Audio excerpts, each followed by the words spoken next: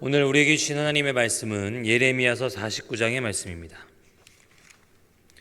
예레미야서 49장 23절에서 39절까지의 말씀을 한 절씩 교독하시겠습니다.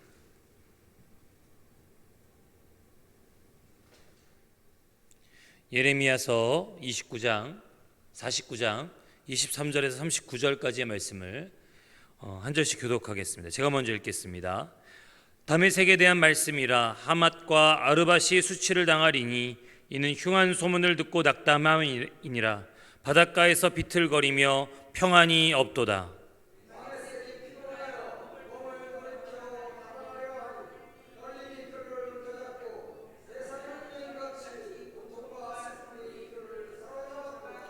어찌하여 찬송의 성읍, 나의 즐거운 성읍이 버린 것이 되었느냐.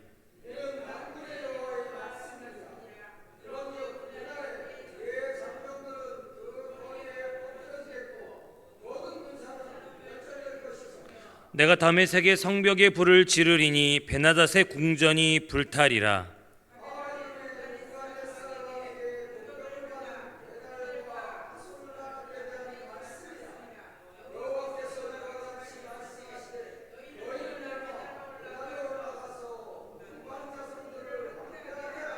너희는 그들의 장막과 양떼를 빼앗으며 휘장과 모든 기구와 낙타를 빼앗아다가 소유로 삼고 그들을 향하여 외치기를 두려움이 사방에 있다 할지니라.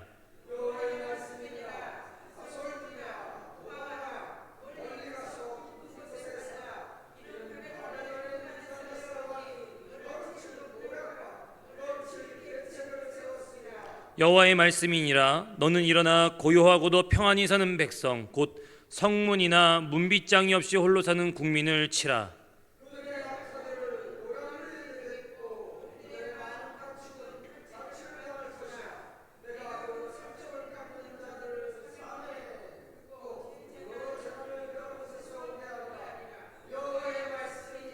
하솔은 큰 뱀의 거처가 되어 영원히 황폐하리니 거기 사는 사람이나 그 가운데 머물러 사는 사람이 아무도 없게 되리라 하시니라.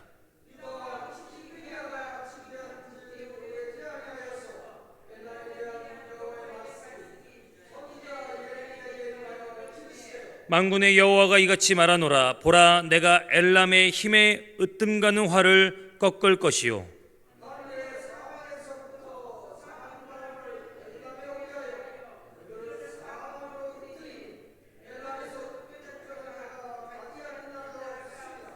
여호와의 말씀이니라. 내가 엘람으로 그의 원수의 앞, 그의 생명을 노리는 자의 앞에서 놀라게 할 것이며 내가 재앙 곧 나의 진노를 그들 위에 내릴 것이며 내가 또 그 뒤로 칼을 보내어 그들을 멸망시키리라.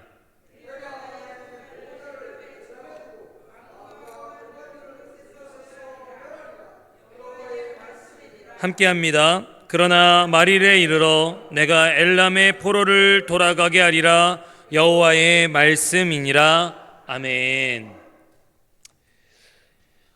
이스라엘에게 전통적으로 가깝고 또 잘 알려진 애굽이나 블레셋, 모압, 암몬 그리고 에돔까지 어제 하나님은 예레미야를 통해서 심판의 메시지를 전하셨습니다. 그러고 나서 예레미야는 심판의 대상을 다메섹과 아라비아에 있는 게달과 하솔 그리고 엘람에 이르기까지 확대하고 있습니다. 다메섹은 이스라엘 북쪽에 자리 잡은 이 아람이란 나라를 기억하실 겁니다. 그 아람이란 나라의 수도가 바로 다메섹입니다. 아라비아 부족 중에 한 부족으로 알려진 게달과 하솔은 이 사막에 흩어져 사는 유목민 부족이었습니다.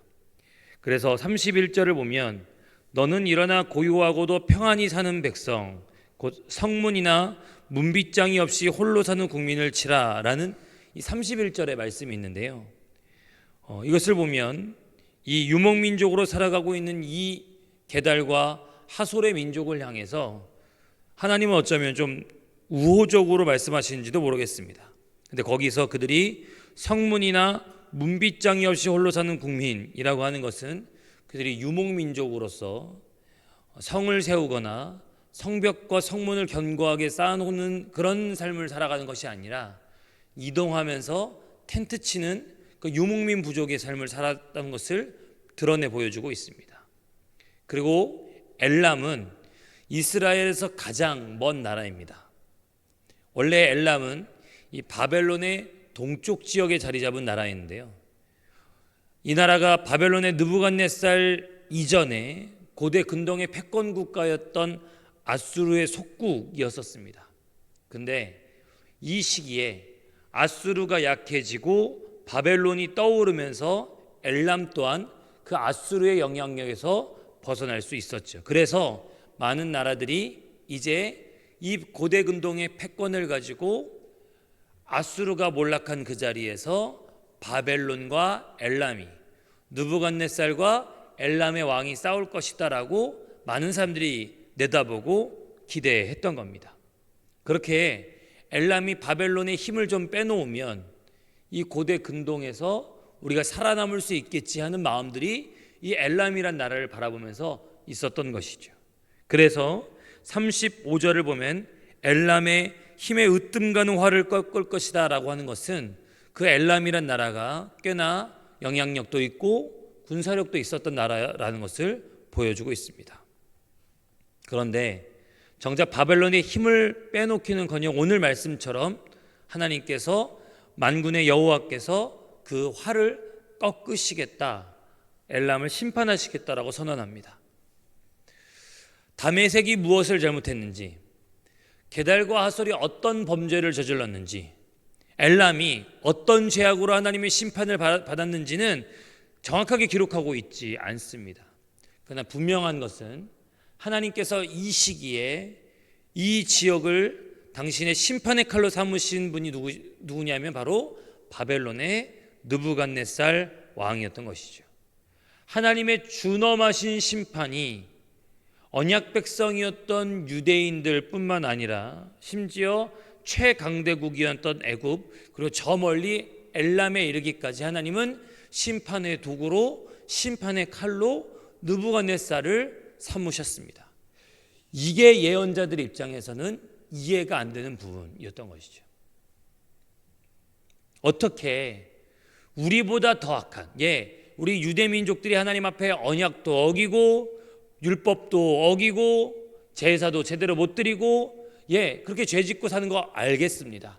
그거 회개합니다. 근데 어떻게 우리보다 더 잘못하고 있는, 더 악인 중에 악인인 저들을 들어서 우리를 치실 수 있습니까? 라고 하는 것이 예레미야의 질문이었고, 동시에 이 시대에 함께 활동했던 하박국 선지자의 질문이었던 것이죠.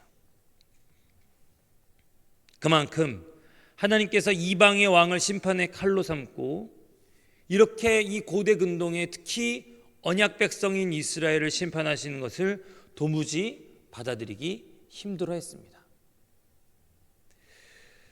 그래서 성경을 오해하고 하나님의 깊은 섭리를 다 헤아리지 못한 사람들은 이런 논리를 폈죠. 온통 심판의 메시지로 험상궂은 얼굴을 하실 것만 같은 이 구약의 여호와 하나님이 어떻게 희생과 죽음으로 십자가에서 자신의 모든 것을 내어주신 예수 그리스도와 신약의 하나님으로서 같은 하나님일 수 있겠느냐라고 하는 사람들의 그런 주장들이 있었습니다. 그러나 우리는 우리 하나님이 선택되고 약속받은 자들만을 위한 하나님이 아니라 온 세상 열방을 구원하시기 위해 일하시는 하나님이심을 믿습니다. 의로우셔서 죄와 악을 심판하실 뿐만 아니라 동시에 심판하시지만 사랑하셔서 구원하시는 하나님이심을 우리는 믿는 것이죠. 그렇다면 이 심판이 예고된 것만 같고 험상궂은 얼굴로 화를 내시는 것만 같은 이 이방 나라들에 대한 예언의 말씀 속에서 우리는 하나님의 진짜 얼굴을 발견해야 되는 것입니다.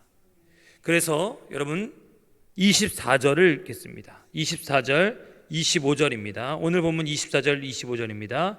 시작.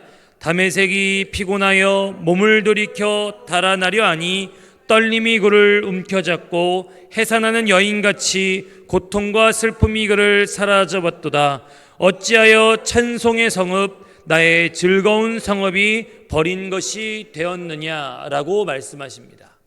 여기서 나의 즐거운 성읍에서 나는 누구실까요? 바로 하나님이십니다. 다메섹은 정말 제대로 하나님을 믿은 적이 없었습니다. 제대로 말씀을 받아들인 적이 없었습니다. 근데 그 다메섹이 멸망당하고 심판받는 것조차 하나님이 지금 가슴 아파하시면서 탄식하고 계신 장면이 바로 25절입니다. 어찌하여 찬송의 성읍 내가 즐거워하는 성읍이 버린 것이 되었느냐라고 말이죠. 하나님의 탄식이 심판과 함께 이어지고 있습니다. 뿐만 아니라 하나님의 그 구원의 계획 또한 이 이방 민족들을 향해서 그대로 이어집니다. 우리 마지막 39절의 말씀입니다. 39절입니다. 시작. 그러나 말일에 이르러 내가 엘람의 포로를 돌아가게 하리라 여호와의 말씀이니라. 아멘. 우리는 이 바벨론 느부갓네살 왕의 침략으로 수많은 유대인들이 포로로 끌려가고, 그리고 예레미야의 예언대로 70년째 되던 해에 그들이 포로에서 풀려나리라라고 하는 사실을 우린 분명히 알고 있습니다. 그런데 그때 풀려났던 것은 유대 백성들만 풀려났던 것이 아니라 하나님이 이 마지막 나라였던 엘람의 사람들도 포로에서 풀려나게 하셨다라고 하는 겁니다. 이들뿐만 아닙니다. 우리 48장 47절입니다. 48장 47절입니다. 같이 읽겠습니다. 시작. 그러나 내가 마지막 날에 모압의 포로를 돌려보내리라 여호와의 말씀이니라. 모압의 심판이 여기까지니라. 아멘. 우리 49장 6절의 말씀도 한번 더 읽겠습니다. 시작. 그러나 그 후에 내가 암몬 자손의 포로를 돌아가게 하리라 여호와의 말씀이니라. 아멘. 자기 백성이신 언약 백성인 이 이스라엘 백성들, 유대인들 뿐만 아니라 하나님 모압을 심판하시고 암몬을 심판하시고 엘람을 징계하시면서도 그들을 회복시키고 돌이키시며 나의 분노가 여기까지다, 나의 심판이 여기까지다라고 담대하게 하나님은 지금 분명한 선을 그어놓고 계신 것이죠. 그리고 49장 11절 에돔을 향한 하나님의 말씀입니다. 49장 11절입니다. 시작. 내 고아들을 버려도 내가 그들을 살리리라. 내 과부들은 나를 의지할 것이니라. 아멘. 하나님의 그 준엄하신 심판 속에서도 고아와 과부와 같이 의지할 곳 없고 구할 곳 없는 바로 그 자들을 하나님께서 살리시고 하나님께서 그들의 피난처가 되어 주시겠다라고 약속하십니다. 우리뿐만 아니라 믿는 자들뿐만 아니라 의지할 곳 없고 기댈 곳 없는 그들에게 하나님은 살리시고 피난처가 되어 주신다라고 약속하고 계신 것이죠. 하나같이 언약 백성들처럼 돌아가게 하고 살리시겠다고 돌보시겠다는 이 약속이 그대로 이루어져 이들은 바벨론이 망하고 바사 제국이 들어섰을 때 느부갓네살에게 주신 세상의 패권을 빼앗아 하나님께서 고레스에게 주셨을 때 이 회복과 구원의 약속은 믿는 자들뿐만 아니라 믿지 않는 모압과 암몬과 엘람에게도 이루어졌습니다. 여러분, 이렇게 이사야와 예레미야에서는 이방 민족들의 숫자가 좀 정리되어 있지 않지만요, 이방 민족들에 대한 예언이 역시 이사야 예레미야만큼 한 주제를 다루고 있는 에스겔서에는 정확하게 이 이방 민족의 숫자가 정리되어 있습니다. 바로 애굽, 블레셋, 모압, 암몬, 에돔, 두로, 시돈까지 총 이 이스라엘을 중심으로 둘러싸고 있는 7민족을 이방 7민족이라 해서 이스라엘 사람들, 유대인들은 온 세상을 다 표현할 때 이방 7민족이라고 표현했던 것이죠. 그들이 들어간 약속의 땅에서도 내쫓아야 될 가나안 족속이 바로 어떤 족속이었냐면 가나안 7족속이었고요. 역시 언약 백성으로서 이스라엘이 살아가게 될 때 그들을 둘러싸고 그들을 위협하고 있는 이방의 민족 또한 7 이방 민족으로 그들은 그렇게 자신들의 세계를 이해했던 것입니다. 근데 이것이 왜 중요하냐면 하나님께서 이런 이방 민족들, 자기 백성들만 살리시고 이런 이방 민족들은 심판하시고 징계하시고 징벌하시는 하나님이시라는 그 오해를 넘어서서 우리는 포로에서 돌아가게 하시겠다라는 이 하나님의 구원의 약속이 궁극적으로 바로 이때 이루어졌음을 알게 됩니다. 우리 마태복음의 말씀을 좀 찾아보시겠습니다. 마태복음 15장 36절에서 38절까지의 말씀입니다. 마태복음 15장 36절에서 38절까지의 말씀입니다.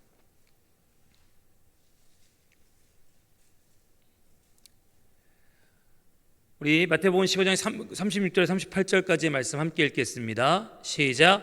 떡 7개와 그 생선을 가지사 축사하시고 떼어 제자들에게 주시니 제자들이 무리에게 주매 다 배불리 먹고 남은 조각을 7 광주리에 차게 거두었으며 먹은 자는 여자와 어린이 외에 4,000명이었더라. 아멘. 7개의 떡과 2어마리의 물고기로 4,000명을 먹이신 이 7병이어의 사건은 이른바 오병이어 사건보단 덜 주목받았지만요, 가지고 있는 의미는 오병이어만큼이나 매우 중요합니다. 오병이어 사건은 5개의 떡으로 먹이시고 12바구니를 남기셨습니다. 이것을 통해 5개의 떡으로 대표되는 율법, 즉 모세 오경과 12바구니로 대표되는 12지파를 통해서 떡 5개로 12바구니가 남도록 먹이신 사건이 유대인들의 구원을 향한 대표적인 사건이 돼서 모세 오경 율법을 가지고 내가 이스라엘 12지파를 먹이셨다, 구원하셨다라는 대표적인 사건이 바로 오병이어 사건인 것이죠. 그러하다면 7개의 떡은 7로 대표되는 게 또 뭐가 있습니까? 그럼 7하면 떠오르는 게 뭐가 있으시죠? 바로 천지 창조가 바로 7일 동안에 이루어졌습니다. 더불어 7 광주리로 대표되는 이스라엘을 둘러싼 7 이방 족속, 그러니까 이 유대인들의 세계관에서는 이방 민족과 온 세상을 구원하시겠다라는 주님의 뜻이 담긴 사건이 바로 7병이어의 사건이었던 것이죠. 유대 민족들이 바벨론의 포로로 끌려가서 구원을 바라고 구원을 노래하고 하나님 회복을 노래하면서 결국 그들이 포로의 자리에서 돌아왔지 않습니까? 그러나 그들의 궁극적인 구원과 회복은 오직 누구를 통해서 주어졌습니까? 바로 예수 그리스도이신 줄 믿습니다. 그러하다면 그 같은 시기에 포로에서 돌아왔던 모압이니 암몬이니 엘라민이 하는 이 이방의 민족들 또한 그들의 궁극적인 회복과 궁극적인 구원의 약속은 오직 누구로부터 주어졌습니까? 바로 예수 그리스도이신 줄 믿습니다. 그래서 예수님의 공생의 사역 속에서 오병이어의 사건을 통해서는 유대인들을 구원하시겠다 약속하시고 7병이어의 사건을 통해서는 이제 내가 남겨진 온 세상을 구원하시겠다라고 예수 그리스도의 그 공생의 사역을 통해서 드러내 보이셨던 것이죠. 결국 예레미야의 이방을 향한 심판의 말씀과 예수님의 7병이어 사건을 통해 다시 한번 우리가 확인하는 것은 이 세상을 향한 하나님의 뜻이 구원이라는 사실입니다. 하나님의 섭리는 회복입니다. 자기 백성들을 절망케 하고 좌절케 하시는 하나님이 아니라 희망케 하시고 회복케 하시는 분이 우리 하나님이신 줄 믿습니다. 그러하기에 오늘 우리 교회가 붙잡고 있는 사도행전 1장 8절의 약속은 마땅히 구약으로부터 이어져 온 하나님의 섭리요 계획이요 약속인 것이죠. 수요일마다 정결린 전도대를 통해 우리는 우리에게 허락하신 예루살렘 땅 성동구를 주님께로 돌리기 위한 첫 발걸음을 이미 10년 전부터 내딛고 있습니다. 그리고 새벽마다 지금 이 시기에 청열고을 마을들을 위해서 기도하는 것처럼 우리는 이제 유대 땅 서울특별시 25개 자치구를 청열고을 각 마을들을 통해서 섬기고 그 전도자들이 복음 증거의 장막을 치고 복음을 전하며 우리에게 허락하신 두 번째 약속의 길로 나아가기를 기도하고 사모하고 있는 것이죠. 하나님의 그 칠병이어의 꿈이 우리 청열고을 마을들을 통해서 이루어지기를 주님의 이름으로 축복합니다. 어디 그뿐입니까? 이처럼 하나님의 뜻이 징계와 멸망과 심판이 아니라 하나님의 뜻이 구원과 회복과 치유하심이라면 오늘 우리가 간절히 기도하는 우리의 자녀들과 우리의 가족들과 우리 이웃들을 위해 주님의 마음으로 기도하며 사명 감당할 때 하나님 반드시 구원하시고 회복하시며 우리가 알지 못하는 크고 은밀한 일을 드러내 보이실 줄 믿습니다. 그렇기 때문에 우리가 좌절할 수 없는 것이죠. 그렇기 때문에 우리가 낙심할 수 없는 것입니다.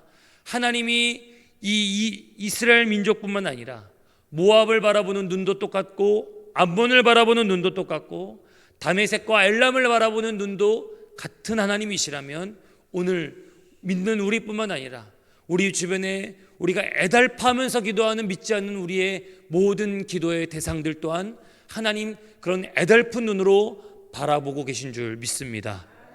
2024년도 사순절 기간에 우리를 향한 하나님의 이 계획이 구원이요 회복이요 소망임을 깊이 깨닫고 다시 우리를 부르시는 자리로 나아가 주님 주신 사명 충실히 감당하며 승리하시는 새벽 예배자들 되시기를 주님의 이름으로 축복합니다.